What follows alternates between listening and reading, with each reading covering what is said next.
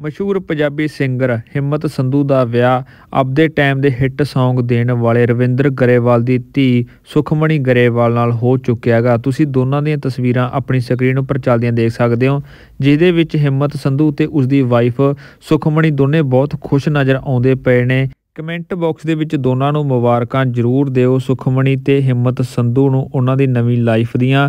ਤੇ ਨਾਲ ਦੀ ਨਾਲ ਲੋਕਾਂ ਨੂੰ ਬਹੁਤ ਵੇਟ ਸੀਗੀ ਕਦੋਂ ਹਿੰਮਤ ਸੰਧੂ ਦੀ ਵਾਈਫ ਦਾ ਫੇਸ ਰਿਵੀਲ ਹੋਵੇਗਾ। ਤੇ ਉੱਥੇ ਹੀ ਆਪਾਂ ਤੁਹਾਡੇ ਨਾਲ ਕੁਝ ਕੁ ਵੀਡੀਓਜ਼ ਅੱਗੇ ਵੀ ਸਾਂਝੀਆਂ ਕਰ ਲਾਂਗੇ, ਜਿਹਦੇ ਵਿੱਚ ਹਿੰਮਤ ਸੰਧੂ ਤੇ ਉਸਦੀ ਵਾਈਫ ਦੋਨੋਂ ਤੁਹਾਨੂੰ ਦੇਖਣ ਨੂੰ ਮਿਲਣਗੇ। ਵਿਆਹ ਦੇ ਉੱਪਰ ਮਿਊਜ਼ਿਕ ਇੰਡਸਟਰੀ ਦੇ ਬਹੁਤ ਸਾਰੇ ਸਿੰਗਰ ਵੀ ਪਹੁੰਚੇ ਸੀਗੇ, ਦਿਲਪ੍ਰੀਤ ਢਿੱਲੋਂ, ਸਤਪਾਲ, ਦੇਸੀ ਕਰੂ ਦੀ ਸਾਰੀ ਟੀਮ ਪਹੁੰਚੀ ਸੀਗੀ। ਬਾਕੀ ਤੁਸੀਂ ਅੱਗੇ ਸਾਰੀ ਵੀਡੀਓ ਜ਼ਰੂਰ ਦੇਖਿਓ ਤੇ ਕਮੈਂਟ ਬਾਕਸ ਦੇ ਵਿੱਚ ਮੁਬਾਰਕਾਂ ਜ਼ਰੂਰ ਦੇ ਕੇ ਜਾਇਓ।